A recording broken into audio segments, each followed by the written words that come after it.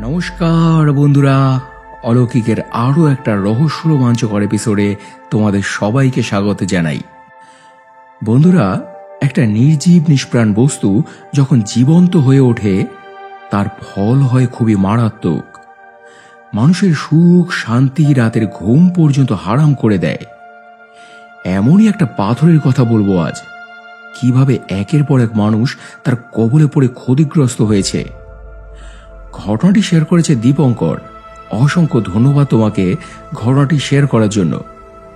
আর বন্ধুরা, তোমরা চটপট লাইক করে দাও, আর যদি সাবস্ক্রাইব করা বাকি থাকে তাহলে চটপট সাবস্ক্রাইব করে দাও। প্রতি শনি মঙ্গলবার করে এমন সত্যি অলৌকিক, দৈবিক ও ভৌতিক ঘটনা জানার জন্য আমি তোমাদের বন্ধু অমিত শুরু করছি আজকের প্রথম নিবেদন। মানা না মানা নিজের কাছে, লোকের মাঝে লুকিয়ে আছে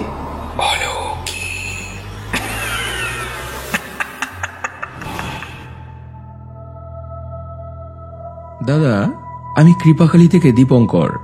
আজ আবার একটা নতুনত্ব ঘটনা নিয়ে উপস্থিত হলাম। তোমার হয়তো মনে আছে, ছোটবেলায় আমাদের প্রত্যেকেরই একটা কথা শেখানো হয় যে রাস্তাঘাটে কিছু পড়ে থাকলে সেটা কুড়াতে নেই। অনেক রকম ব্যাপার থাকতে পারে। এমনই একটা ঘটনা ঘটেছিল আমার পিসি বাড়িতে, আমার পিসিমার শাশুড়ি মায়ের সঙ্গে। ঘটনাটা যদিও অনেক বছর আগের, তবুও এখনো কেউ ভুলতে পারেনি। ঘটনাটা ছিল এই রকম যে উনি একদিন মন্দিরে পুজো দিতে যাচ্ছিলেন। দিনটা ছিল সম্ভবত শনিবার, কারণ শনি মন্দিরে পুজো দিতে যাচ্ছিলেন উনি। তো যাবার সময় উনি রাস্তায় একটা আংটি কুড়িয়ে পান। এরপর উনি আংটিটা হাতে তুলে দেখেন যে একটা রূপোর আংটি, অথচ তার মাঝখানে জ্বলজ্বল করছে অসম্ভব সুন্দর একটা পাথর। উনি চিনতে পারলেন না যে ওটা কি পাথর। হীরা, চুনি, পান্না কিছুই নয়। আগে এরকম পাথর উনি কখনো দেখেননি। তো উনি তখন আশেপাশে এদিক ওদিক তাকিয়ে দেখলেন, কিন্তু কাউকে দেখতে পেলেন না। তখন ভর দুপুরবেলা, রাস্তা প্রায় ফাঁকা। কাকে আর তাই জিজ্ঞেস করবেন যেটা কি আপনার নাকি? তাই উনি এরপর আংটিটা তুলে নিজের কাছে রেখে নিলেন। তারপর মন্দিরে গিয়ে পুজো দিয়ে বাড়িতে এসে সবাইকে দেখান জিনিসটা। তারাও তো কেউ চিনতে পারল না পাথরটাকে দেখে। কিন্তু এমনই আকর্ষণ সেই পাথরটার, যেই তাকে দেখে সেই অভিভূত হয়ে যায়, আঙুলে ধারণ করতে চায়, আর তারপরেই নেমে আসে বিপদ। তো ওনাদের বাড়িতেও আংটিটা নিয়ে কাড়াকাড়ি পড়ে গেল। এ বলে আমি পরবো, ও বলে আমি পরবো, আমাকে দাও। এই করতে করতে শেষ অব্দি পিসিমার ভাগ্যে ওটা জুটল। কারণ আমার পিসিমা ছিলেন সবচেয়ে ছোট, আর জানোই তো বাড়িতে ছোটরাই বেশি আদরের হয়। ওনার বড় ভাসুর বলেন, ও তো বাড়ির ছোট, ওই পড়ুক, ওকে দিয়ে দাও। তো পিসিমা তারপর ওটা আঙুলে ধারণ করলেন। করে এরপর সবাই মিলে একসঙ্গে দুপুরে খাওয়া দাওয়া সেরে যে যার ঘরে একটু বিশ্রাম নিতে গেলেন। পিসিমাও গেলেন। তখনও অবধি কেউ আন্দাজ করতে পারেনি যে ঠিক এর পরেই কি ঘটনা ঘটতে চলেছে। তো বিকেল নাগাদ পিসিমা যখন ঘুম থেকে ওঠেন, দেখেন ওনার চোখ মুখ ফুলে একসার, গায়েও অসম্ভব জ্বর, গা হাত পা যেন বিষ ব্যথা। ওই দেখে ওনার শাশুড়ি মা ওনাকে জিজ্ঞেস করেন, কি গো, তোমার চোখ মুখের একই অবস্থা, কি হয়েছে? পিসিমা বলে, কি জানি মা, আমিও তো কিছু বুঝতে পারছি না, শরীরটা খুব খারাপ খারাপ লাগছে গো। উনি তখন পিসিমার গায়ে হাত দিয়ে দেখলেন সত্যি সত্যি গাটা পুড়ে যাচ্ছে জ্বরে। কিন্তু হঠাৎ কেন এই জ্বর এলো কেউই কিছু বুঝতে পারল না। তখন পিসিমার ছেলে পিসিমাকে বলে, আমার মনে হয় আংটিটার জন্য হয়েছে। কি সব আবুল তাবুল জিনিস পড়ো বলো তো, খুলে ফেলো ওটা। পিসিমার মনটাও তখন কেমন যেন খচখচ করতে লাগলো যে ওটা পড়ার আগে পর্যন্ত উনি তো ভালোই ছিলেন, পড়ার পরেই তো এরকম হলো। তাই এরপর পিসিমা আংটিটা খুলে ফেললেন। ওটা খুলতেই ঘণ্টাখানেকের মধ্যে পিসিমা আবারও পুরোপুরি ঠিকঠাক। না আর চোখে মুখে কোনো ফোলাভাব আছে, না আর গায়ে জ্বর আছে, গায়ের ব্যথাও যেন আর নেই। বাড়ির সবাই প্রায় সচক্ষে দেখেছে ঘটনাটা। তাও কিছু কিছু মানুষ আছে না, নিজের সঙ্গে যতক্ষণ না ঘটে ততক্ষণ তারা বিশ্বাস করে না। সেই রকমই ওনার মেজ ভাসুর, উনি ছিলেন একজন স্কুল টিচার। উনি এসব জিনিস বিশ্বাস করতেন না। বাড়িতে এসে যখন শোনেন ব্যাপারটা তখন বলেন, কি বলো, একটা আংটির জন্য জ্বর চলে এসেছে?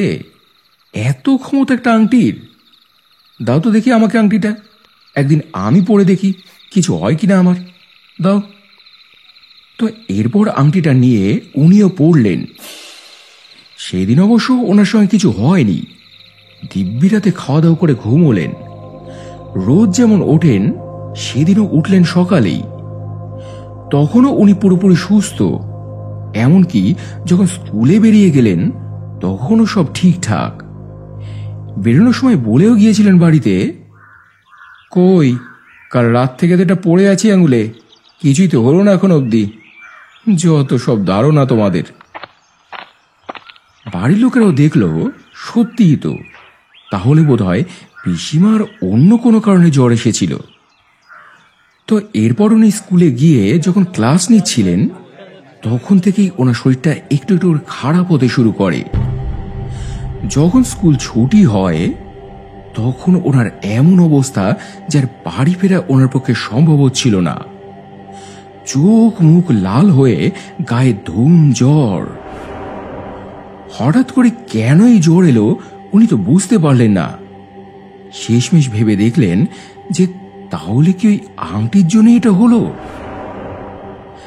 তারপর উনি আংটিটা খুলে ফেললেন। খোলার কিছুক্ষণের মধ্যেই নিচে থেকেই আবার পুরোপুরি সুস্থ হয়ে উঠলেন উনি। আর তখন কোনো অসুবিধা নেই ওনার শরীরে। এরপর উনিও বিশ্বাস করলেন যে সত্যি সত্যি এই আংটিটার মধ্যে কিছু ব্যাপার আছে, যেমন তেমন আংটি নয় এটা। এরপর বাড়িতে এসে উনি ঘটনাটি জানালেন সবাইকে। তখন বাড়ির লোকেরা ওটা নিয়ে সোনার দোকানেও গিয়েছিল, যদি তারা বলতে পারেন যে এটা কিসের আংটি, কি পাথর এটা। তবে দোকানদার লোকটি হয়তো পাথরটিকে চিনতে পেরেছিলেন, কিন্তু কাউকে কিছু জানাননি। শুধুমাত্র বলেছিলেন, কোত্থেকে পেলেন এটা? বিক্রি করবেন? 1,00,000 টাকা দেব, দিতে পারেন? তখনকার দিনে 1,00,000 টাকা দিতে চেয়েছিলেন উনি। মানে ভাবতে পারছো কি জিনিস ছিল ওটা। তবে ওনাদের ভুল হয়েছিল এটাই যে ওনারা সেই আংটিটা বিক্রি করে দিতে পারতেন, কারণ কোনো উপকারী জিনিস তো ছিল না। দিলে কিছু টাকাও পেতেন আর পরবর্তী বিপদগুলো আর ঘটতো না। এখানেই ব্যাপারটা সমাপ্তি হতে পারত। কিন্তু এরপর ওই আংটিটা বাড়িতে আনলে পিসিমার সেই মেজ ভাসুরের মেয়ে ওটা পড়বে বলে বায়না করল।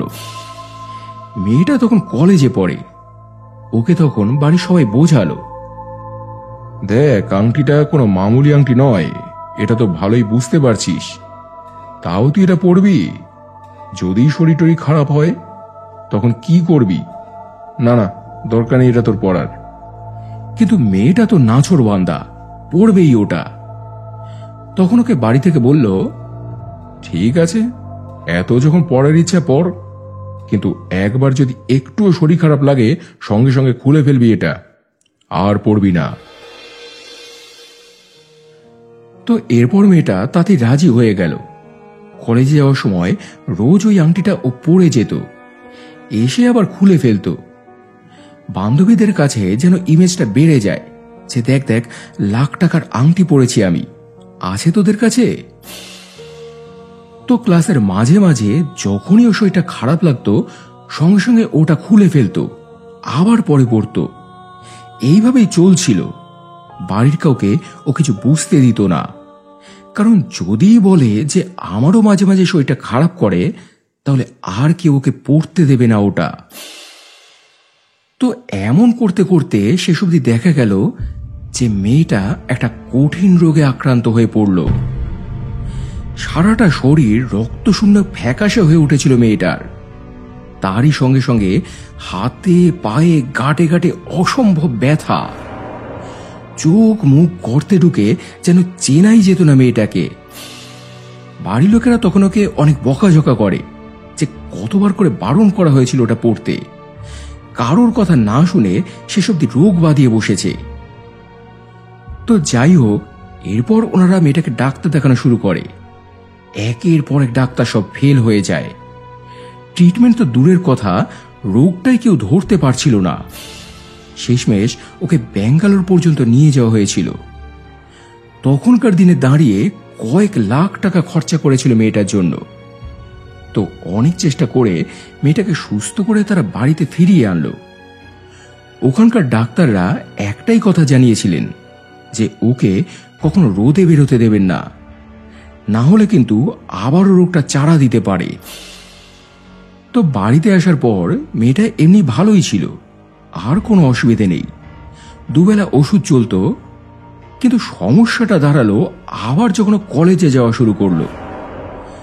স্বাভাবিকভাবেই রোদে গরমে বাসে ট্রেনের জার্নি, ফলে মেয়েটা আবারও অসুস্থ হয়ে পড়ল। পুরনো রোগ আবার নতুন করে দেখা দিল। ওষুধ বিশুধ আর কিছুই কোনো কাজ করে না। আগের থেকেও কন্ডিশন আরো খারাপ। তখন ওনারা আবার মেয়েকে নিয়ে ছুটলেন ব্যাঙ্গালোরে।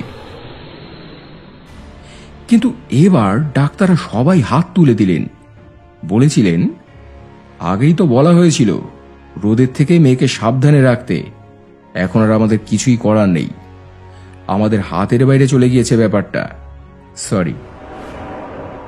এই বলে ডাক্তাররা ফিরিয়ে দিলেন ওনাদের। বাড়িতে আসার পর কি হবে কি করবেন এই নিয়ে সবারই তখন মাথা খারাপ। আমার সেই পিসিমায়ের শাশুড়ি মাও তখন ক্রমাগত নিজেকেই দোষে যাচ্ছেন।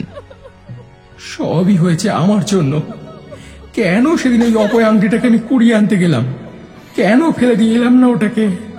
কেন? এমন সময় একটা ব্যাপার হলো। আমার পিসিমার বড় ভাসুর হঠাৎই তার মাকে বললেন, এ মা, আংটিটা তুমি আমাকে একবার দাও তো দেখি। এই কথা বলতেই ওনার মা তো তেলে বেগুনে জ্বলে উঠলেন। ঝাঁঝিয়ে উঠে বললেন, কি করবি তুই আংটিটা নিয়ে? হ্যাঁ, এতগুলো মানুষ অসুস্থ হলো, চোখের সামনে দেখলি, তাতেও হলো না, এবার তুই বিছানায় পড়তে চাস? উনি তখন মাকে বলেন, না না মা, আমি ওটা পড়ার জন্য চাইনি। এটুকু আমি বুঝতে পেরেছি যে আমাদের চেয়ে ওই আংটিটার ক্ষমতা অনেক গুণ বেশি। মানুষের শক্তি ওর সঙ্গে পেরে উঠবে না, তাই ওকে এমন একজনের হাতে সমর্পণ করতে হবে যার ক্ষমতা ওই আংটিটার চেয়েও বেশি। একমাত্র তাতেই ও শান্ত হবে, আর তিনি হলেন সর্বশক্তিমান শ্রী শ্রী নারায়ণ। বলে উনি আংটিটা নিয়ে এরপর বাড়ির নারায়ণ ঠাকুরের চরণে সমর্পণ করলেন। ওটা মুক্তি প্রার্থনা করলেন। আমরা জানি না প্রভু, আমরা জানি না প্রভু এটা কোন পাথর, কি এর গুণাগুণ, তবে যেদিন থেকে এটা আনা হয়েছে তারপর থেকে আমরা কেউই ভালো নেই। রোগ ভোগ ক্ষয় ক্ষতি লেগেই আছে বাড়িতে। তাই সে সত্যি এটা আমি তোমাকেই নিবেদন করলাম প্রভু। এর তেজ শোষণ করে আমাদের রক্ষা করো প্রভু, আমাদের তুমি রক্ষা করো। তারপর গিয়ে সেই পাথর শান্ত হয়। মেয়েরাও এরপর আস্তে আস্তে পুরোপুরি সুস্থ হয়ে ওঠে এবং নতুন করে বাড়ির আর কেউ অসুস্থ হয়নি। দাদা, এই ছিল আমার ঘটনা। তো এই ছিল বন্ধুরা আজকের ফার্স্ট ঘটনা। দারুণ শিক্ষণীয় আর চমৎকার একটা ঘটনা। এমন ভুল তোমরা কিন্তু কেউ করো না। আর এবারে চলে যাচ্ছি আজকের নেক্সট ঘটনায়। এটা শেয়ার করেছে মনীষা বিশ্বাস কাকিমা। আপনাকে অসংখ্য ধন্যবাদ জানাই ঘটনাটি শেয়ার করার জন্য। আর বন্ধুরা, তোমরাও যদি এমন ঘটনা এখানে পাঠাতে চাও তাহলে এই নম্বরে আমাকে হোয়াটসঅ্যাপ করে দিও। যদি লিখতে পারো তো লিখে, নাহলে ভয়েস মেসেজ করে। এবারে শুরু হচ্ছে আজকের দ্বিতীয় নিবেদন। হ্যালো অমিত, আমি মনীষা বিশ্বাস আসাম থেকে বলছি। অমিত, একটা কথা কি জানো, যেসব জিনিস আমাদের করতে বলা হয় বা যেসব জিনিস আমাদের করতে নিষেধ করা হয় তার পেছনে অনেক সময় অনেক রকম কারণ থাকে। সবকিছুই কিন্তু কুসংস্কার নয়। এমনই একটা ঘটনার কথা এখন বলছি তোমাকে। তোমায় তো আগেই বলেছি আমাদের আদি বাড়ি ছিল মেঘালয়, পরে আমরা আসামে আসি। তো আসামে যেখানে আমাদের বাড়ি ছিল তারই পাশে ছিল একটা নদী, আর সেই নদীর ওপারে ছিল একটা শ্মশান। হিন্দুদের যাবতীয় দাহকর্ম ওখানেই করা হতো। তো একবার হয়েছিল কি, এক ভদ্রলোকের মা মারা গিয়েছিল। ওনার বাড়ি ছিল নদীর এই পারে। তো মায়ের দেহ এরপর ওখানে নিয়ে গিয়ে সৎকার করেন উনি। করে যখন ফিরছিলেন তখন একটা ঘটনা ঘটে। আমরা তো সবাই জানি যে হিন্দু মতে মৃতদেহ দাহ করে ফেরার সময় পরিবারের লোকদের আর পেছন ফিরে তাকাতে নেই, এরকম একটা প্রথা চালু আছে। তো সেই ভদ্রলোক মায়ের দেহ দাহ করে নৌকা করে ফিরছিলেন। সঙ্গে আরো অনেক শ্মশান জাতির লোকেরা ছিলেন। সবাই নৌকা থেকে নেমে যাওয়ার পর উনি নামলেন নৌকা থেকে। একটা পা ডাঙায় দিয়েও দিয়েছেন, আর একটা পা তখন সামান্য জলে। এমন সময় উনি একটা ভুল করে বসলেন। ভুলবশত উনি একবার পেছনে তাকিয়ে ফেললেন। যেই না উনি পেছনে তাকিয়েছেন, ওনার সেই পেছনের পাটা তখন জলেতেই আটকে যায়। তখন অনেক চেষ্টা করলেন উনি পাটা তুলতে, কিন্তু এক চুলো আর নাড়াতে পারলেন না পাটা। ওখানে উপস্থিত লোকেরাও অনেকভাবে চেষ্টা করলো, হাত ধরে অনেক টানটানি করলো, কিন্তু সেই পাটা সরাতে পারলেন না। তো পারলেনই না। এত পাক বা এত কাদা তো থাকার কথা নয় যে অতগুলো লোক মিলেও একটা লোককে টেনে তুলতে পারবেন না। সবাই যেখানে পার হয়ে গেল, শুধু উনি পার হতে পারলেন না। তো শেষ অবধি লোকটা ওখানেই ওই অবস্থায় মারা যান। চোখের সামনে সবাই দেখলো দৃশ্যটা, কেউই কিছু করতে পারল না। তখন এই ব্যাপারটা নিয়ে অনেক জলঘোলা হয়েছিল। সবাই এক বাক্যে স্বীকার করেছিল যে লোকটার ওই পেছনে তাকানোই ছিল ওনার মারাত্মক ভুল। মৃতদেহ দাহ করে আর পেছনে ফিরে তাকাতে নেই। যাকে দাহ করে মুক্তি দিয়ে এলে পেছনে ফিরে তাকানো মানে পুনরায় তাকে আহ্বান করা, নতুন করে আবার সম্পর্ক তৈরি করা। অনেক ক্ষেত্রেই তাই এর ফল হয় বিপজ্জনক এবং মারাত্মক।